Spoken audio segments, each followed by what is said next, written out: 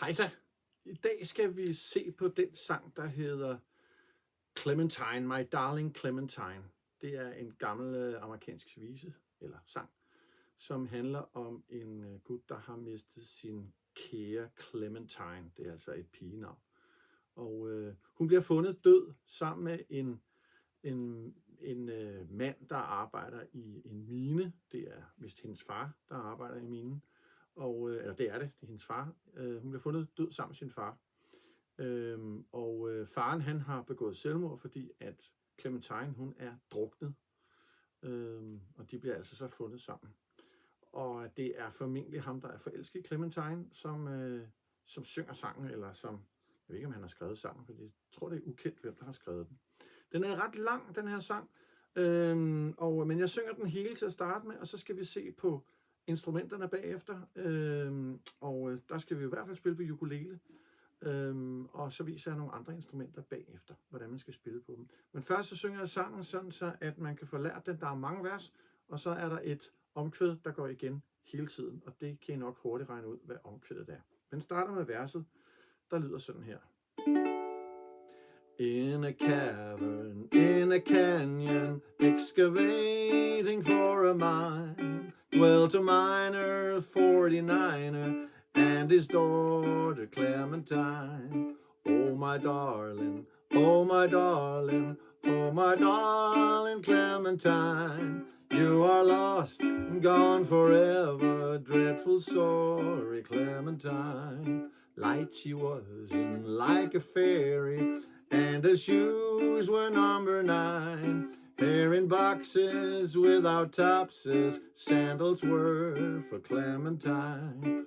Oh my darling, oh my darling, oh my darling Clementine, you are lost and gone forever, dreadful sorry Clementine. Ruby lips above the water, blowing bubbles soft and fine. But alas, I was no swimmer, so I lost my Clementine. Oh my darling, oh my darling, oh my darling Clementine, you are lost and gone forever, dreadful sorry Clementine. Then the miner, 49er, soon began to weep and pine. Thought he ought to join his daughter, now he's with his Clementine. Oh my darling, oh my darling, oh my darling Clementine,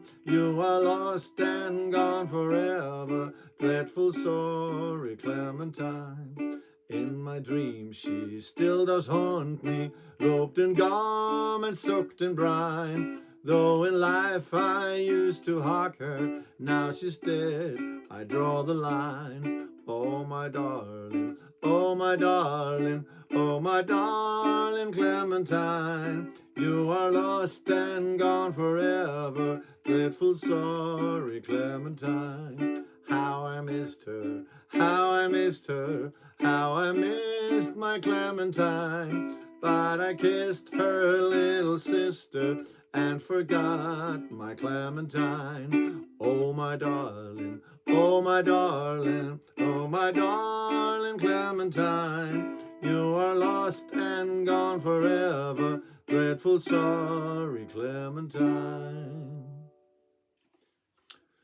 Så er det tid til at se, hvad ukulelen skal spille i denne her sang. Og ukulelen skal spille 2 forskellige akkorder, eller greb, som det hedder. Den ene akkord hedder D, og den anden akkord hedder A7. D er nok den sværeste akkord, for den kræver 3 fingre, mens A7 den kun kræver 1 finger. Men vi skal lige huske, hvordan ukulelen er bygget op. Der er 4 strenge, 1, 2, 3, 4. Og så er der en masse bånd, som det hedder heroppe på det lange stykke træ, der hedder gribebrættet. Det er de mellemrum, man ligesom kan se, der er lavet her. Og båndene hedder 1., 2., 3., 4., 5. og så videre bånd. Så 4 strenge, en masse bånd, og den her akkord D, som vi skal lære som den første, den kræver 3 fingre, der alle sammen er placeret her i andet bånd på hver af de 3 øverste strenge. Og jeg starter med at sætte min pegefinger på den øverste streng i andet bånd, så sætter jeg min lange mand på nummer 2 streng, stadig i andet bånd, og så sætter jeg min sidste finger, min tredje finger, min ringfinger, på den tredje streng, stadig i andet bånd. Så slår jeg alle strengene an med min tommelfinger, også den streng, hvor der ikke er sat nogen finger på, den er bare løs, og den klinger med, og det lyder sådan her. Det er den akkord, der hedder D. Den bliver nogle gange kaldt for D-dur, men i dag kalder vi den bare D. Den anden akkord, den hedder A7. Den er noget nemmere. Den kræver nemlig kun én finger, og jeg bruger pegefingeren, og det gør jeg til at sætte den i første bånd på nummer 2 streng for oven. Og så slår jeg alle strengene an, så der er altså 3 af dem, der klinger løst. Men det skal de gøre, og det lyder sådan her. Den hedder A7. De 2 akkorder skal vi lære at skifte imellem. D, alle 3 fingre på, og A7, hvor der kun er 1 finger på. Så nu synes jeg faktisk, at I skal stoppe videoen og så øve at skifte imellem de her 2 akkorder. Og I må gerne øve det, så I kan sætte alle 3 fingre på lige med det samme, når I kommer til D-akkorden. Det er den, der er den svære. Så prøv at ramme med dem på én gang. Okay. Når I så har prøvet at øve det, så skal vi prøve at øve det i rytme. Det vil sige, at vi holder rytmen med fingeren herover, som spiller rytmen, nemlig tommelfingeren. Man kan også bruge neglene på de andre fingre. Det er sådan lidt op til ens eget temperament. Men her i starten er det nok nemmest bare at bruge tommelfingeren. Så nu kan I se, at jeg er begyndt på en rytme her. Så det næste, man øver, det er at spille rytmen på sin akkord, og så skifte til den anden akkord, mens man stadig holder rytmen. Og så skifte tilbage igen. Så jeg skifter altså mellem D og A7, og så fra A7 tilbage til D. Når man begynder at kunne det, så er vi ved at være klar til at spille hele sangen. Det vi mangler at vide her, det er, hvornår er det, der skal skiftes i sangen. Altså, hvor skifter akkorden fra den ene til den anden. Og det er skrevet i den tekst, som I også har fået udleveret, og som sikkert også står under videoen her, at man starter med at spille D. Og jeg har skrevet faktisk akkorderne lige henover der, hvor man skal skifte i sangen. Og den starter altså på D. In a cavern, in a canyon, excavating for a mine. Så skifter den til A7 på ordet mine. Og her fortsætter den. Dwelt a miner, 49er. Så skifter den tilbage til D på 49er. Lige på den 9'er. And his daughter. Så til A7 på daughter. Clementine. Og tilbage til D igen på time, altså i Clementine. Okay, så nu prøver jeg at gøre det i rytme, hvor jeg ikke stopper og forklarer akkorderne. Jeg spiller det bare. In a cavern, in a canyon, excavating for a mine, dwelt a miner, 49er, and his daughter Clementine. Så der kommer altså nogle hurtige skift til sidst. Nu prøver jeg at spille det, og så lige sige akkorden, mens jeg skifter. Men det vigtige er at øve det, så man hele tiden holder rytmen. Okay, kommer her. In a cavern, in a canyon, excavating, skift til A7 for a mine, dwelt a miner, 40 D9er, and his A7 daughter Clementine. Det gode ved denne her sang, det er, at man gør nøjagtigt det samme i omkvædet, for det er endda også samme melodi. Så den fungerer på nøjagtigt samme måde. Det er bare noget lidt andet, man synger. For nu synger man, oh my darling, oh my darling, oh my darling Clementine, you are lost and gone forever, dreadful sorry Clementine. Og nu kan vi så begynde at sætte det sammen. Så nu synger jeg et vers og et omkvæd, og så bagefter et vers 2, og så andet omkvæd. Så I kan se, hvordan det hele hænger sammen. Okay, vi starter forfra. In a cavern, in a canyon, excavating for a mine, dwelt a miner, 49er, and his daughter Clementine. Oh my darling, oh my darling, Oh, my darling Clementine, you are lost and gone forever. Dreadful sorry, Clementine. Like she was and like a fairy, and her shoes were number 9. Hair in boxes without topses, sandals were for Clementine. Oh, my darling, oh, my darling, oh, my darling Clementine, you are lost and gone forever.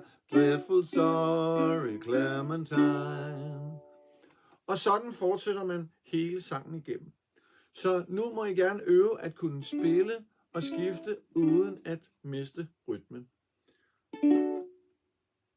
Det var ukulelen. Så skal vi se på, hvad bassen skal spille i My Darling Clementine. Og ligesom en ukulele, så består bassen også af sådan et langt gribebræt og nogle strenge. Der er faktisk også 4 strenge på en bas. Man kan også spille det her, som jeg skal vise nu, på en guitar, fordi de 4 øverste strenge på en guitar er magen til de 4 strenge på en bas. Så de hedder det samme, og det er de samme toner. Og vi skal endda kun bruge de 2 øverste strenge på bassen, så det vil også være de 2 øverste strenge på en guitar. Og de 2 toner, vi skal have fat i, jamen de ligger alle sammen ude i det, der hedder 1, 2, 3, 4, 5. bånd. Det er altså ud for nummer 2 prik, hvis der er prikker på jeres bas eller guitar, som I bruger. Og vi skal have fat i nummer 2 streng ude i 5. bånd, som vi så trykker ind. Og så knipser man den lige her med sin pegefinger for eksempel herom til højre. Man kan også bruge tommelfingeren om. Og den tone, den hedder D. Den anden tone, vi skal have, den sidder på strengen lige henover. Så der hopper man derop, trykker den ind. Og den hedder A, den tone. Så jeg ved godt, at når vi snakker om ukulelen, så tager vi D og A7. Men når vi er på bassen, så nævner vi ikke, hvad der kommer efter. Altså så siger man ikke A7, så siger man bare A. Og det er fordi, at en bas, den bruger kun det, der hedder grundtonerne. Så vi skal altså spille i 5. bånd på anden streng, og vi skal spille i 5. bånd på den første streng heroppe, eller den øverste. Så de 2 øverste strenge her. Og sangen, den kommer så til at lyde, når man spiller sådan her på bas. In a cavern, in a canyon, excavating for a mine, dwelt a miner, 49er, and his daughter Clementine. Så det var jo meget simpelt. Der er ikke ret mange slag i bassen. Den får lov at hvile ret lang tid. I hvert fald, hvis man spiller den simple udgave. Men husk, at der er nogle skift, og der er skrevet i teksten, hvor man skal skifte. Der, hvor der står D, der skal man selvfølgelig spille D. Der, hvor der står A eller A7 i teksten, så skal man selvfølgelig spille A. Vi prøver det en gang til. In a cavern, in a canyon, excavating for a mine, dwelt a miner, 49er, and his daughter Clementine. Så det er bare at komme i gang med at prøve at øve på det og kunne skifte frem og tilbage. Det kan være en god idé, at man lige en gang imellem, når man slår an, sådan lige slipper strengen ud herop, fordi så dæmper det lidt. Da, da, da, da, da, da. Men det hører til den mere avancerede del. Nu går vi til nummer 2, bas 2, om man så må sige, hvor man gør bassen lidt mere spændende, end den var, hvor man bare havde et slag. Der er der ligesom nogle mellemslag i bas 2. Jeg prøver lige at vise det, hvordan det er, så er det nemmere at forklare det bagefter. In a cavern, in a canyon, excavating for a mine, dwelt a miner, 49er, and his daughter Clementine.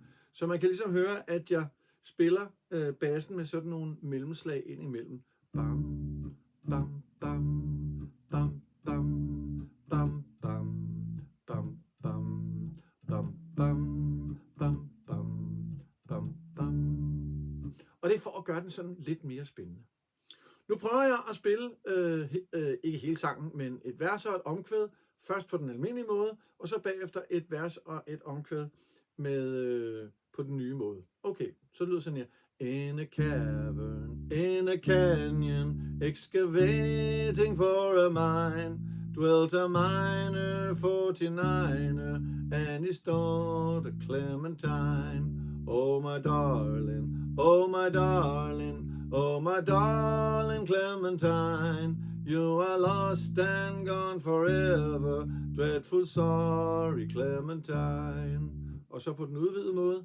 In a cavern, in a canyon, excavating for a mine, dwelt a miner 49er and his daughter Clementine. Oh my darling, oh my darling, oh my darling Clementine, you are lost and gone forever, dreadful sorry Clementine.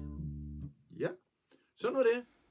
Så er vi kommet til klaveret i My Darling Clementine, og der skal vi også kun bruge 2 akkorder. En akkord på klaveret består jo af 3 toner. Det gør den sådan set på alle instrumenter, men det er noget tydeligere at se på klaveret. Og den ene akkord, vi skulle have fat i, det var jo den, der hed D, og den anden akkord var den, der hed A7. Så hvis vi starter med den, der hedder D, så skal vi bruge de 3 toner her, der hedder D og Fis og A på klaveret. Så de her 3 toner skal altså slås ned samtidig. A7'en, den består af nogle toner lige ved siden af. Vi skal ned på den tone, der er her, den hedder Cis, og så den tone, der er her, den hedder E, og så den tone, der er her, den hedder G. Så det er altså de her 2 akkorder, man skal, eller de her toner, ja, de 2 akkorder, man skal skifte imellem. Okay. Så prøv at find dem på klaveret, og øv at kunne skifte imellem det her. Enten med 2 hænder, som jeg gør nu, eller med 1 hånd, som jeg gør nu. Det kræver lidt mere smidighed i fingrene at kunne gøre det med 1 hånd. Okay, godt. Så kommer sangen til at lyde sådan her. In a cavern, in a canyon, excavating for a mine, dwelt a miner 49er and his daughter Clementine. Så man skifter altså lidt frem og tilbage mellem de akkorder, og man kan se i teksten, hvornår det er, man skal skifte fra den ene akkord til den anden akkord. Okay, det prøver vi lige en gang til. In a cavern, in a canyon, excavating for a mine, dwelt a miner 49er and his daughter Clementine. Og omkvædet, det er på samme måde. Der spiller man de samme akkorder, det er den samme melodi, og det hele er på samme måde, det er bare en lidt anden tekst. Oh my darling, oh my darling, oh my darling Clementine, you are lost and gone forever, dreadful sorry Clementine. Godt. Og når man har fået styr på det her, og man synes, at det er måske en lille smule for let, så kan vi lave noget, der hedder, og nu er vi så ligesom på næste niveau, det der hedder arpeggio. Det er altså, hvor man spiller tonerne en ad gang. Det ser sådan her ud.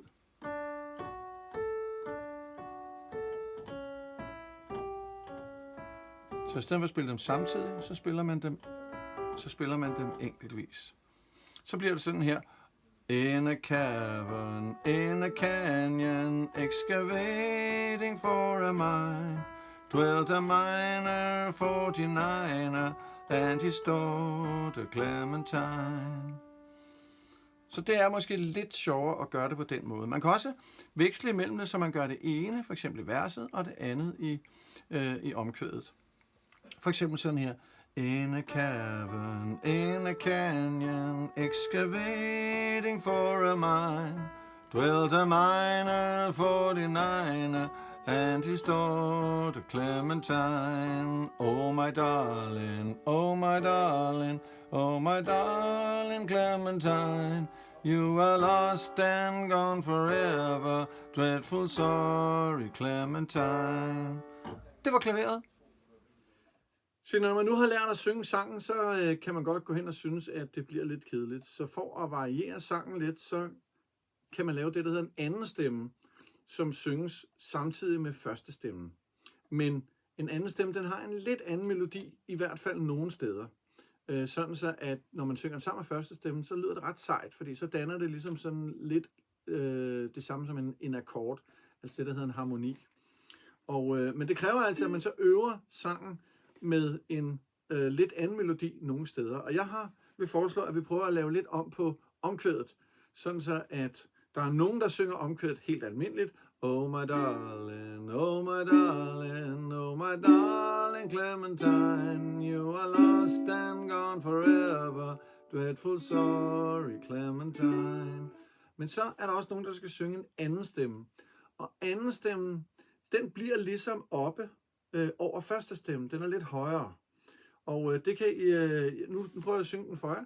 Og den starter med at synge det samme som første stemme. Og så bliver den lige pludselig hængende, og det gør den op på Clementine. Lige på det ord time. Skal I bare høre. Oh my darling, oh my darling, oh my darling Clementine, you are lost and gone forever, dreadful sorry Clementine. Og så går den lidt ned til sidst, men den ligger stadigvæk højt. Så den bliver op på sådan en høj tone, der er hele vejen. La la la la la la la la la la la la. Så når man kommer til Clementine, så skal man huske ikke at følge med melodien ned. Man skal blive hængende, og man skal holde rigtig meget fast i den. Jeg prøver lige at spille den igen. Oh my darling, oh my darling, oh my darling Clementine, you are lost and gone forever, dreadful sorry Clementine. Og det gør man altså kun i omkvædene, så man gør det ikke i versene.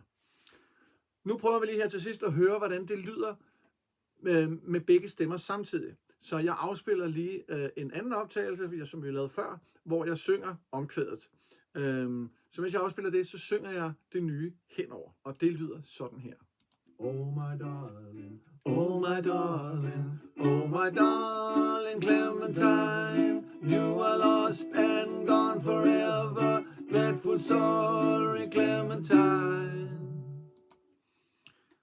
Sådan lød det, når man synger to stemmer oven på hinanden. Så der skal man lige øve sig i at holde fast i sin egen stemme, mens de andre synger den anden stemme. Det var simpelthen alt, hvad der var om sangen og stemmerne. In a cavern, in a canyon, excavating for a mine, dwelt a miner, 49er, and his daughter Clementine. Oh my darling, oh my darling, oh my darling Clementine, you are lost and gone forever, dreadful sorry Clementine. Light she was and like a fairy, and her shoes were number 9. Hair in boxes without topses, sandals were for Clementine. Oh my darling, oh my darling, oh my darling Clementine, you are lost and gone forever, dreadful sorry Clementine. Ruby lips above the water, blowing bubbles soft and fine. But alas, I was no swimmer, so I lost my Clementine. Oh my darling, oh my darling, oh my darling Clementine, you are lost and gone forever, dreadful sorry Clementine. Then the miner, 49er, soon began to weep and pine. Thought he ought to join his daughter, now he's with his Clementine. Oh my darling, oh my darling, oh my darling Clementine, you are lost and gone forever, dreadful sorry Clementine. In my dreams she still does haunt me, roped in gum and soaked in brine. Though in life I used to hawk her, now she's dead, I draw the line. Oh my darling, oh my darling, oh my darling Clementine, you are lost and gone forever, dreadful sorry Clementine. How I missed her, how I missed her, how I missed my Clementine. But I kissed her little sister and forgot my Clementine. Oh my darling, oh my darling, oh my darling Clementine, you are lost and gone forever. Dreadful sorry Clementine.